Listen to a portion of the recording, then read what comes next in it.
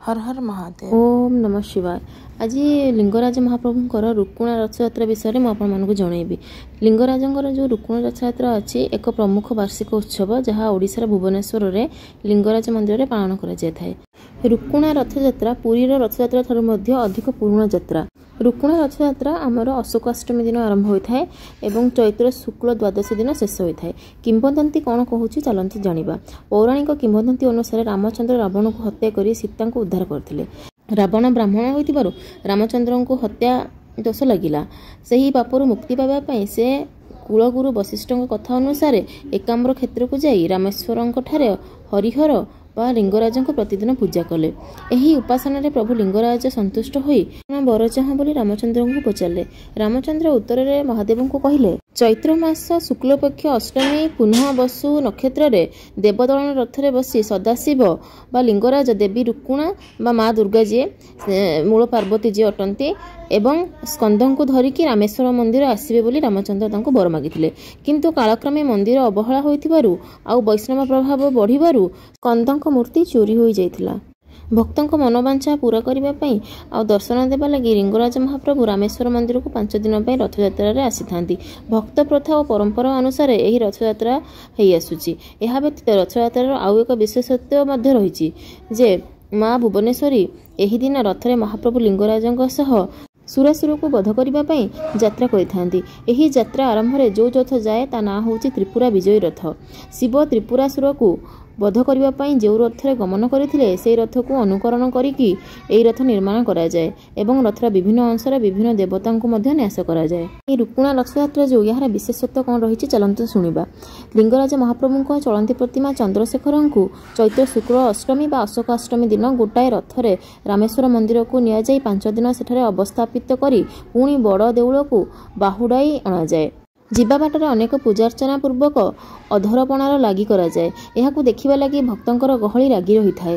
विश्वास रही लिंगराजंक रामेश्वर मंदिर को गमन अवसर में रामचंद्र पूजार्चना करिबार सुजोग पाइथांती। लिंगराज मंदिर ठारू रामेश्वर मंदिर पर्यंत रथ को टणा जाए। रामचंद्र कथा को रखी प्रतिवर्ष अशोकाष्टमी तिथि रे दोल गोविंद और रुक्कुणा को धरी लिंगराज महाप्रभु रामेश्वर मंदिर को यात्रा करिथांती। एही रथर उच्चता 50 फुट एवं एथिरे 4टी चक 2टी ओरा 16 नाहाका दंडा विशिष्ट रथर नाम रुक्कुणा बा रुक्कुणा रथ। एही रथटीर विशेषत्व हेउची रथटी अणलेउटा। जो भली भाव रथटी रामेश्वर मंदिर पर्यंत जाए ठीक से ही पुनर्बार पछकू फेरी थाए। रथर पछपटे द्वार खोल जाई पट द्वार रे घोड़ा जचा जिबा परे एहा पछकू फेरी थाए। जगन्नाथ महाप्रभुଙ୍କ परी रथ दक्षिण मोड़ बुली न थाए। एथिपाई एहाकू अणलेउटा बोली कहा जाए। एही रथ जो आड़े मुह करी जाए से आड़ू मुह करी फेरे नहीं। बाहुड़ा दिन रथर आखपाखे साजसज्जा को आनी पछ पाखरे लगाई रथर पछपाख को सम्मुख करी बड़ ठाकुर को बाहुड़ाई अणा जाए। एथिपाई ढग अछि जे रुक्कुणा रथ अणलेउटा आउ न फेरे। रुक्कुणा रथर सारथी को कहा जाए ब्रह्मा। अशोकाष्टमी दिन 8टी अशोका कढ़ी पकाई सही जलपान कले दुख लाघव हेबार मान्यता रही। संतान हेउ नथिले महिला माने अशोकाष्टमी पूर्व दिन विधिवास करी अशोकाष्टमी दिन मरीचि कुंड रे जल स्नान कले संतान प्राप्ति हेबार मध्य मान्यता रही। एणु एही मरीचि कुंडर प्रथम गोरा जल खूब उच्च दर रे नीलाम मध्य होइथाए। दोल पूर्णमी 2 दिन परठारु रथ पई काम आरंभ होई चैत्र मास शुक्लपक्ष सप्तमी अधराति पर्यंत काम चली थाए। एथिपाई महाप्रभुंकर स्वतंत्र महाराणा माने कार्य करिथांती। रथ खଳାରେ रथर समस्त कार्य को करिथांती। रथयात्रा पूर्व दिन भोर 4टारु मंगला आरती आरंभ होई अबनासी नीति रोषपाक साहाण मेला दर्शन महास्नान सूर्य पूजा द्वारपाल पूजा बल्लभ पूजा माँ भुवनेश्वरी पूजा सकाळ धूप भोग मंडप बेशसज्जा और दिन 2टा सुधा महाप्रभु लिंगराज वासुदेव और माँ भुवनेश्वरी बा रुक्कुणा पहंडी होता है।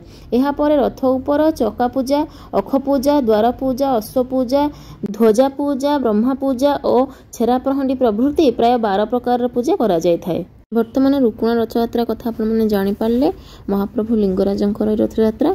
जदि भिडियोटी भल लगी ताले भिडियोटी को समस्त संगे शेयर करदे समस्ते महाप्रभु जगन्नाथंकर ये रुक्कुणा रथयात्रा विषय में जानवा पाइबे और चैनल को सब्सक्राइब करदे एमती नुआ भिडियो आपने देखा पाइपर।